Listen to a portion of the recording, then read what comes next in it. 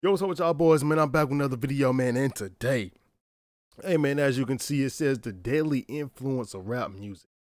We about to just dive right into it. It's got some views, so fuck it, let's go. While rap fans are looking up to and adoring their favorite rappers, sometimes they seem to forget that the messages, as well as the entire image, is oftentimes just an illusion. Even though they say they're forever tough, some snitch on each other, some were cops, aka correctional officers, and some are just putting on an image, not doing what they say. Why you put Juice WRLD on this when you said that shit? What the fuck? Hey my boy, don't do that. But since nobody will make a video on this topic, I want to come out here and publicly say that rap is all an image. Here is Rick Ross. No, not this Rick Ross. This is Rick Ross. This guy was the original Rick Ross, whom Rick Ross the rapper had stolen his name from. It was the 90s, and crack was flooding the streets of the United States. A man known as Freeway Ricky was a crack dealer. Imagine walking in the bathroom and just seeing a nigga like just sniffing a whole lot of crack, bro. The 80s was insane. I'm not gonna lie. But man, that would have been a time to been alive. I would have felt alive in the 80s. My God. I can smell it right now. Right on my supplying nostril. All these crack junkies with their necessities. But a man named William, known now as Rick Ross, he wanted to be feared. He wanted people to see him as the boss in his music. So he would take the name of the drug dealer Freeway Rick and rap about the lifestyle of Freeway Rick, when in reality he himself was not doing everything he was rapping about. Definitely, I got on the name like 10 years ago when it wasn't about that.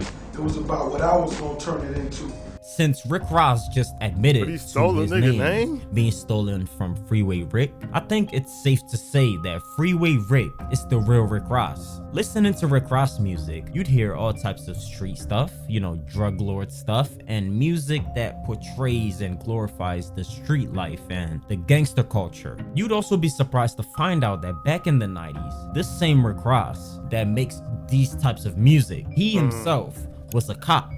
And when he was asked if he was a correctional officer, you would have thought he was a politician the way he dodged the questions. Rick Ross done did it all to get money. I done did it all except set dudes up, put dudes behind bars, and that's what's important to me. And whenever I read a blog or if I came to radio station... That is a mean ass dodge though. Not gonna lie. I can't really tell because of the beard though, you know what I'm saying? You see, you got that beard right there. But looking suspect. Mr. Ross, I'm not gonna lie to you. That me being a CEO never been a pressure question for me. Because if I could go back to the hood and sell 50 of them things, I could go sell 50 CDs. So that ain't no pressure at all. So I just wanted to put it in perspective, respect my homies that's involved, you understand? And when certain things come up, Ross don't address that. And that's what I'm gonna respect, you know what I mean? Even though he did it, I'm not gonna lie, he was that correctional officer. Cause ain't nobody gonna give out that long, drawn ass explanation just if you know what I'm saying, if it's true, if it's not true.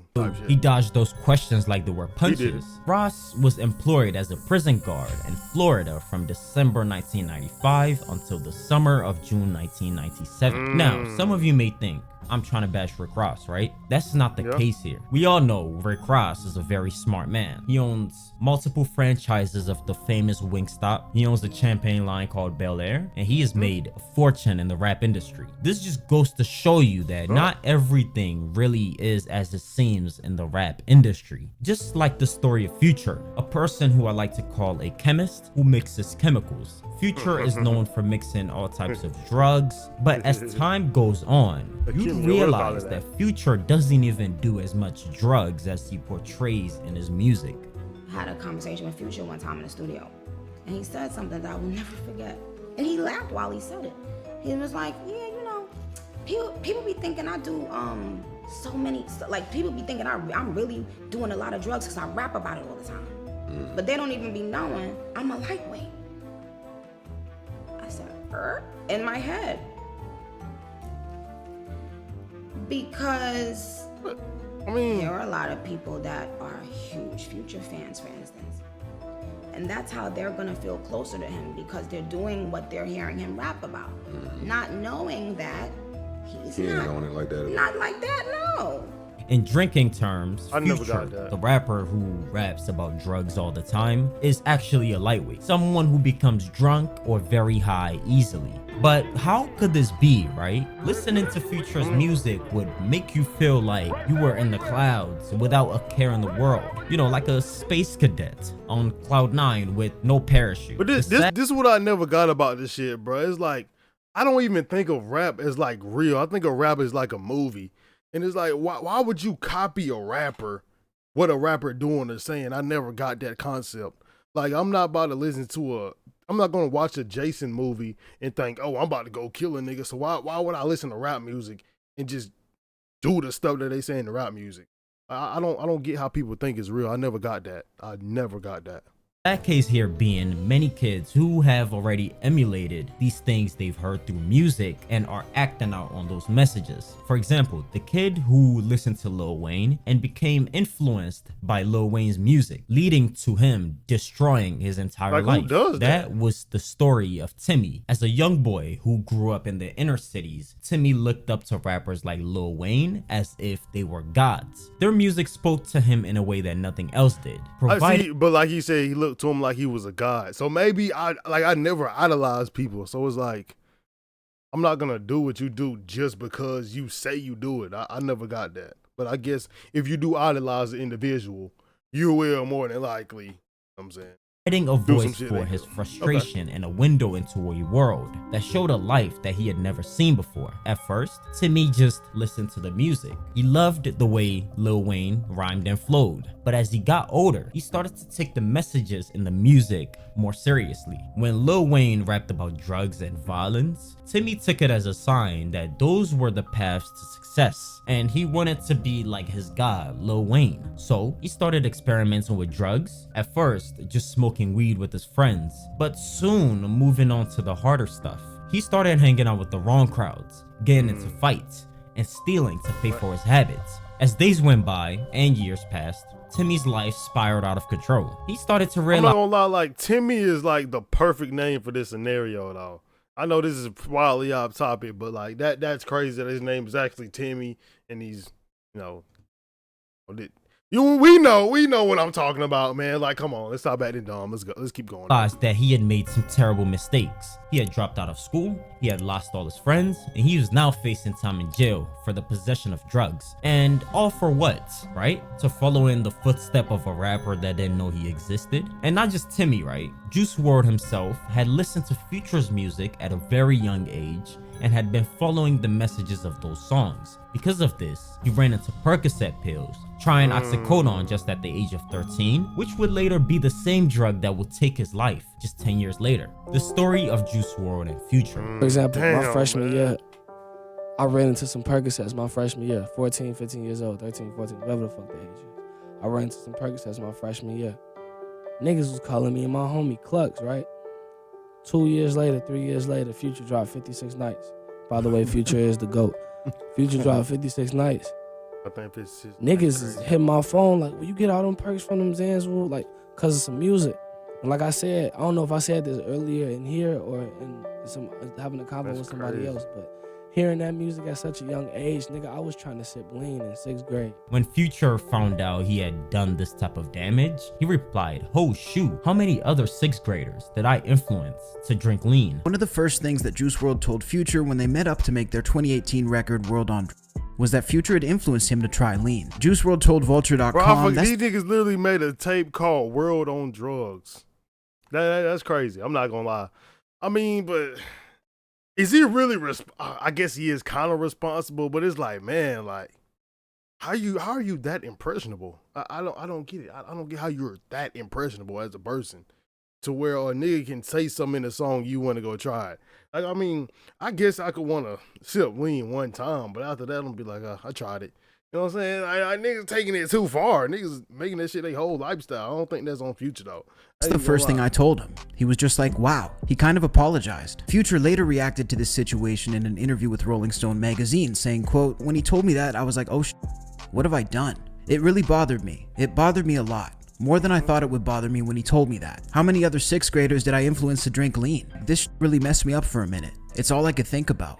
Like, damn, what have I done? What have I done to other people? From the perspective of the rapper, I could understand why he would put a certain image in his music. If Future, for example, were to begin rapping about God, his kingdom, and how good God was, nobody would listen to it. Today, in our society, what's cool to us is drugs, sex, and even murder. And those are the things that sells. Even in music, movies, TV shows. Facts. Someone on Reddit made a great point. So we can really blame your ass for listening to the music. Cause if nobody listened to the music, then it wouldn't sell and nobody would make it. So we can really blame your ass. Yeah, you sitting at home.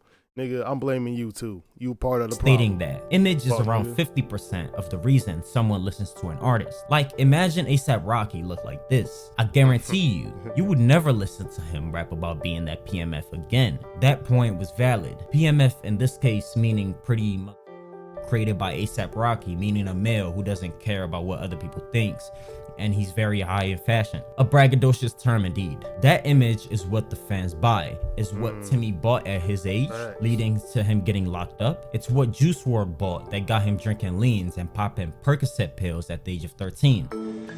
Nobody give a fuck about y'all niggas did 3 years ago. I don't think y'all niggas understand 6ix9ine, my last video. What y'all did 4 years ago, 3 years ago, and living y'all raps, y'all don't do. I know that personally. What y'all gonna give me 48 hours? Yo, wait 2 months, yo. What in God's name is this individual doing? And why are you bent over in the middle of the street? It's so many questions, so many things wrong with this video right now. I can't even point out everything in these few seconds. The hell wrong with you? This nigga gonna die? Where I'ma die? Fuck Chief Keef, fuck Lil Reese, fuck all them niggas. Fuck y'all niggas talking about, nigga. This fucking Treyway, nigga. I bet y'all niggas pull up This to nigga got so much troll content, I don't even know my what. brothers is there, you heard me? I ain't even heard You know all what this I'm shit. saying? New York shit, man. This fucking Treyway, man. This is Mr. Hernandez. While coming up in rap, he wanted to be feared. He wanted to be respected like all the other rappers. So he'd flex loads of money, flex his jewelry, go into his enemy's neighborhood, and even diss the dead. He boasted about his gangster lifestyle and how hard he was. But when he was arrested and got a real taste of being a gangster, now knowing what jail felt like, he'd soon turn back like a whale on everything he had ever said. As he sat in that cold, regretful, and ruthless prison cell, and he knew that gangster life wasn't for him and that he'd never wanted to spend the rest of his life in that prison cell. So what did he do? 6ix9ine snitched. He snitched on his fellow gang members and gave the police everything they needed to take them all down. His sentence was reduced, with all his gang members receiving eternity in prison. When this happened, I couldn't help but wonder what happened to all that image, all that, things he said on the internet. What happened to all of those? Was it all fake from the beginning? Was everything 6ix9ine ever said? Did he mean it? Here is another case of when someone talked the walk, but when it came time to walk the walk, they couldn't walk that walk. The whole point of this is kids and people as a whole, are. It's just so much shit wrong with what 6ix9ine did. Like, wow, I blame this nigga for putting these clips up here, bro. Cause why you posting this clip up here with this man on his ice cream like this? I don't like this. It's rubbing me the wrong way, my brother. Cut this shit out. I don't like it. Are being influenced by these people's music, not taking in the fact that it may just be for entertainment and just, some people are just doing it to make money because it's what sells. And Tunde, what about the 1% of rappers that's actually living that life? Yeah, granted, there's actually some rappers who are actually living this life that they say they do. But still, I don't think we should be glorifying murderers. It's sick, in my opinion. Killing people, the fetish to kill, it's just a sick thing to be doing, right? It's the highest crime in the world. Like, if you murdered somebody today, guaranteed that you would at least be getting life in prison. So, 6ix9ine, before he received, any types of fame or recognition, this was who he is. Look at his skin with no tats. Just a regular kid, so he came to the camera and now saying, oh yeah, I'm this, that. This is the power of marketing. It's all entertainment. Never take this into account. Listen to it, take it for entertainment. And personally, I do listen to rap music, right? And I enjoy it, and I feel like entertainment is what everyone should see rap music as. It shouldn't be nothing that you should be acting on, right? I resonate with a lot of black artists, and I don't know what I would be listening to if it wasn't for rap, right? The catchy melodies, the 808s, the beats, the hooks. Oh my goodness, I love rap, right? Rap is the foundation of music. Everybody listens to rap. As much as I listen though, I know to never attempt, you know, what I'm hearing in my ears through these music. Because sometimes, you know, you hear some crazy stuff and you ask yourself, did he really do all of that stuff? You know, goddamn. But there are unfortunate people out here who will, you know, they're not like me. They take these messages in and they act on it. And these people is kind of who this video is for. People that think, you know, rap is really what it is. No, it's not. It's really not. In conclusion, you know, when you hear someone on the internet and, you know, they say they're doing something, their real life may be well contrary to that thing they say that they're doing. You know, not all that glitters is gold, right? And all right, man, you doing a little bit too much talking. Yeah, man. Well, I mean, I like, don't idolize people, not even me. You know what I'm saying? Don't never idolize anybody. Look at rap music as a movie. Just look at it just like a movie. You're not gonna watch Jason and then go out here and start, you know what I'm saying? You feel me? Oh, rap music is like a movie. Stop believing in shit. Everything you see, you go black. All right, man, but hey, that's all I got for y'all boys today, man. If you like the video, go ahead and like and subscribe. Ain't no gang like no name, man. I'm out this bitch, man. I'll holler at y'all boys.